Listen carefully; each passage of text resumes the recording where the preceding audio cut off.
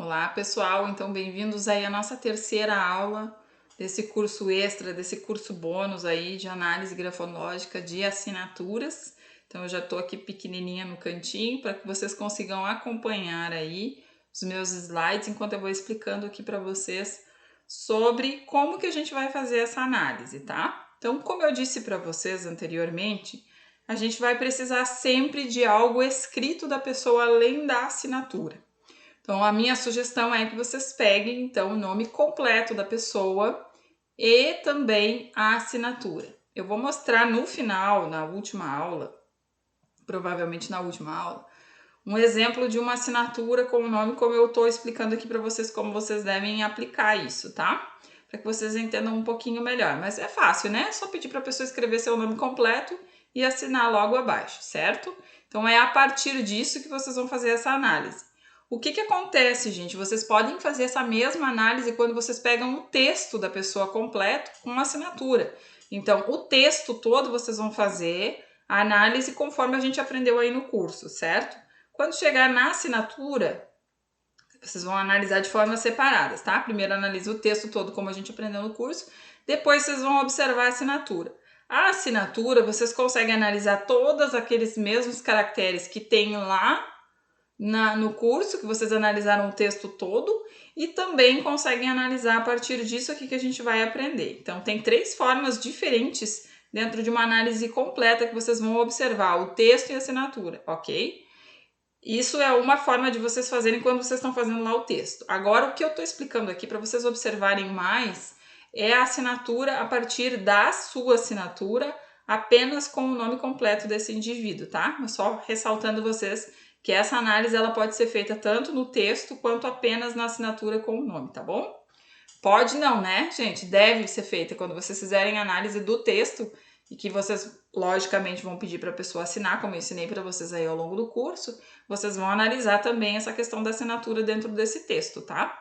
Então, não é sugestão, é para vocês fazerem exatamente assim. Só que essa aqui é uma possibilidade de vocês fazerem uma análise menor, apenas observando a assinatura e o nome completo da pessoa, certo? Dito isso, então, vamos aqui para os nossos slides, né? Então, a análise grafológica de assinatura é um dos detalhes mais fascinantes aí que se pode estudar dentro da grafologia. Vocês vão ouvir bastante pessoal falando, se vocês seguirem nessa área aí. O pessoal tem muita curiosidade de saber como que a gente faz essa análise a partir da assinatura. Ficam fascinados da gente observar isso apenas com a assinatura. Como eu disse lá para vocês no começo da primeira aula, né? Acham que é mágica, tem gente que acha que é bruxaria até, né? Que a gente faz adivinhação. E é sempre interessante que vocês expliquem para o cliente de vocês que vocês não fazem adivinhação com relação à assinatura. Tudo que vocês estão colocando depois no relatório para entregar para essa pessoa está pautado em ciência. A gente faz análise de caractere por caractere, tá? Então ressaltem isso sempre para a pessoa.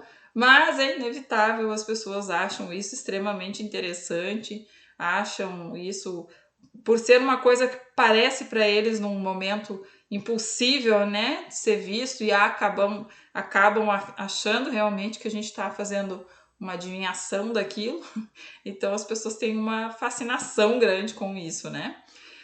Essa assinatura, ela se trata da marca individual e pessoal, que identifica quem escreve, tá?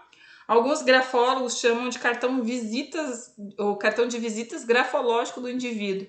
É a assinatura. É uma das primeiras coisas que nós grafólogos que já trabalhamos com grafologia há bastante tempo, temos o hábito de olhar primeiro, é logo já que bater o olho no texto, olhar para a assinatura da pessoa, tá? Primeiro, porque a gente gosta muito de observar se esse indivíduo assina da mesma forma que escreve. É uma das coisas que vocês vão entender aqui, né? Por que é tão interessante isso.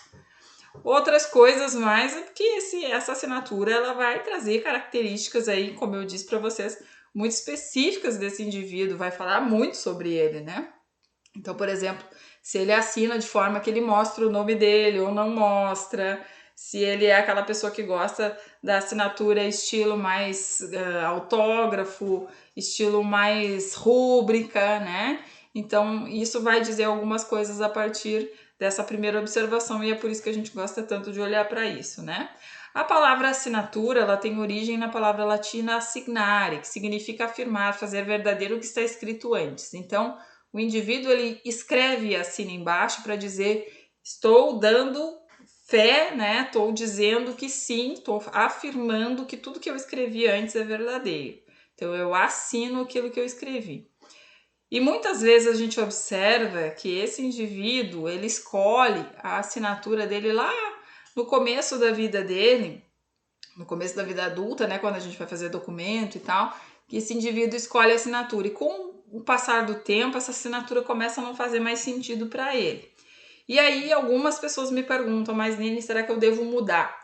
E a minha resposta é sim. Se você sente que essa assinatura não fala mais sobre você, não está mais expressando você da forma que você acha adequada, modifique seus documentos. Dá um trabalhinho, porque você vai ter que mudar em todos os documentos, vai ter que lembrar de mudar em banco também, tá? Mas o que acontece é que muitas vezes a gente não modifica essa nossa assinatura por preguiça, muitas vezes, de fazer todas essas alterações. Só que essa assinatura ela não tem mais nada a ver com a gente e a gente continua afirmando para as pessoas que a gente é aquilo que a gente está escrevendo. Porque é exatamente isso que a gente faz quando a gente escreve, quando a gente assina. A gente afirma para as pessoas que a gente é aquilo que a gente está demonstrando com a nossa escrita. Então, se você não se conecta mais com a sua assinatura, você acha que não tem mais nada a ver com você, modifique sua assinatura, tá bom? Talvez você não queira mudar todos os teus documentos. O que acontece? Faça mais ou menos como eu fiz. Eu passei a fazer uma assinatura diferenciada, diferente do que é o meu documento, porque eu realmente não tenho mais conexão nenhuma com a assinatura que eu tinha antes. E eu comecei a assinar essa assinatura nova, só que ainda não consegui fazer a modificação dos meus documentos. O que acontece, lógico, é que em documentos oficiais eu não posso usar minha assinatura nova, eu tenho que sim assinar como eu assinava antes. Então tenho que me ligar e me conectar que eu preciso assinar daquela forma. Mas em tudo que eu faço, por exemplo, de trabalho e tudo mais, eu assino como eu tenho assinado agora e não como eu tenho nos documentos. Mas isso porque eu estou fazendo um processo transitório para alterar a documentação, tá, gente? Eu não indico que vocês façam isso e levem isso adiante. Façam isso quando vocês estiverem nesse processo que eu tô aí também. Façam essa transição, comecem a assinar a assinatura nova até para começar a se conectar com ela e aos poucos, assim que possível, vá lá e faça a sua alteração de documentos, tá? Eu não fiz ainda em função de toda essa situação que nós estamos vivendo aí e também porque, né, como eu disse, dá um certo trabalho, eu tenho algumas outras coisas que eu preciso modificar, então quero aproveitar para já fazer essas modificações. Enfim, tá? Se vocês não se sentirem conectados, façam essa transição aos poucos e modifiquem o documento de vocês também com uma assinatura nova. Porque o que acontece é que, como eu disse antes, né, a gente lá no nosso começo da nossa vida adulta, a gente cria ali uma assinatura para poder botar no documento. Com o passar do tempo, essa assinatura passa a não ter mais nada a ver com a gente. Por quê? Porque essa assinatura ela mostrava o meu eu quando eu assinei lá no começo, quando eu criei aquela assinatura. E não é mais o meu eu de hoje, né? Então eu estava numa fase transitória que eu ainda não sabia quem eu era, que eu não sabia o que eu queria da minha vida, por exemplo. E essa assinatura que eu fazia, ela vai continuar mostrando exatamente essas coisas. Então, por isso que se você não se conecta mais, o mais indicado é que você altere a sua assinatura, tá bom? Então, ela está presente em diversos atos cotidianos e documentos. Como eu disse para vocês, a gente assina em documentos variados, né? Sempre a gente precisa colocar nossa assinatura no que a gente está fazendo. Então, quando a gente vai fazer assinatura em cartório, em contratos, em cheques, precisa ser essa assinatura de documento, tá? A regra básica, então, é: o texto revela o comportamento social e a assinatura o íntimo. A assinatura, ela sempre vai identificar o nosso eu mais íntimo. É aquilo que a gente realmente mostra para pouquíssimas pessoas, tá bom? Na assinatura, nós vemos as mais secretas ambições do homem. Isso disse Chandró, que é um grafólogo aí espanhol, muito conhecido, né, no meio dos grafólogos, e ele é bem famoso, vamos dizer assim, é autor de vários livros aí, nos quais eu também me baseio nos meus estudos, tá certo? Vamos passar para para o nosso segundo slide aqui, para que eu consiga mostrar para vocês como que a gente vai fazer a partir de agora essa análise, tá? Então, ao analisar a assinatura, nós observamos todos os gêneros da grafologia e suas correspondências com o texto. O que quer dizer isso, né, gente? Significa que a gente vai observar tudo aquilo que a gente observou lá, que a gente aprendeu lá no nosso curso de grafologia, mistérios que a escrita revela, tá? Todos aqueles aspectos, margem, se é legítimo, se é... legítimo não, porque legítimo a gente não vê na análise grafológica, desculpe, isso é no técnico. Se ele é legível, isso sim, se tá de forma, se tá em letra cursiva, todas aquelas coisas que vocês aprenderam ao longo do nosso curso, vocês vão observar também na assinatura, tá? E vão fazer a correspondência com o texto, como eu disse para vocês, vão analisar a assinatura e corresponder com o texto, porque o texto vai mostrar alguma coisa e a gente precisa observar se a assinatura reforça aquilo que está no texto ou se é diferente daquilo que está no texto, tá? A assinatura é considerada boa, então, quando ela apresenta forma simples ou combinada e legível. O que quer dizer forma simples ou combinada, tá? É a forma simples de escrever, onde a pessoa não fica criando ali um monte de coisa. Pode ser combinada entre letra de forma e letra cursiva, sem problema nenhum, desde que não seja uma escrita difícil, aquela escrita cheia de ornamentos. Lembra que a gente viu sobre os ornamentos aí ao longo do nosso curso? Então, a escrita simples é aquela que não tem muitos ornamentos, e combinada, ela pode ser combinada entre forma e cursiva, sem problema nenhum, tá? Legível.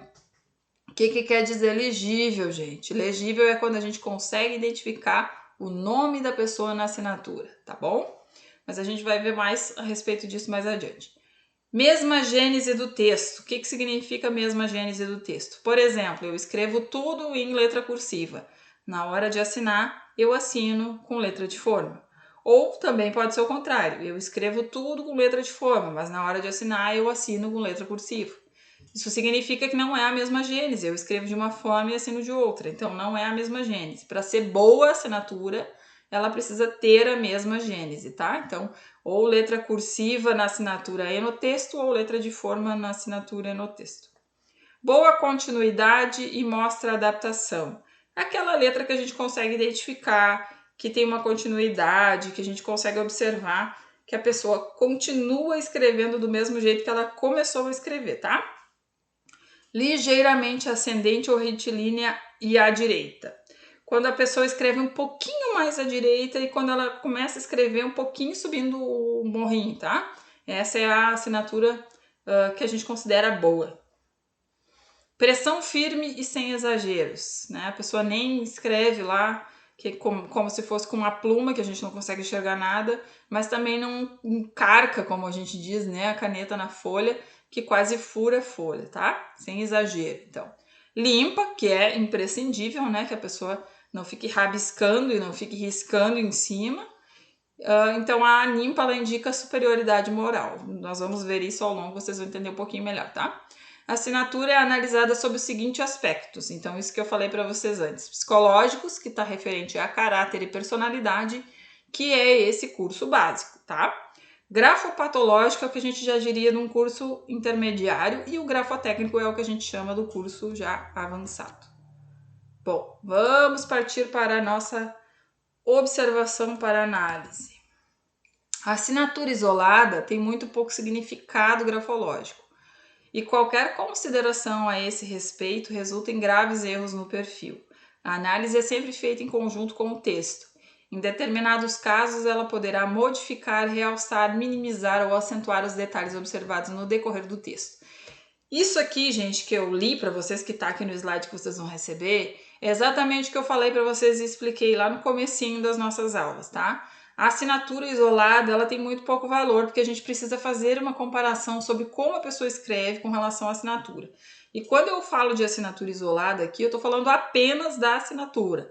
Quando eu tenho pelo menos o nome completo da pessoa com a assinatura, não estou falando só da assinatura, tá?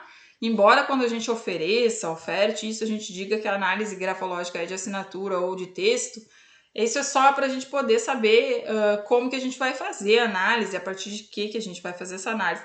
Não significa que a gente está observando apenas a assinatura, tá? Então, lembrem-se disso, precisa sempre ter uma amostra, pelo menos do nome completo da pessoa com assinatura, porque analisar apenas a assinatura é uma análise que leva, como disse o próprio texto aqui, a muitos erros, tá? Somente assinatura, sem fazer um comparativo, é muito difícil que a gente consiga realmente trazer algo que possa gerar valor para a pessoa que a gente está analisando, tá?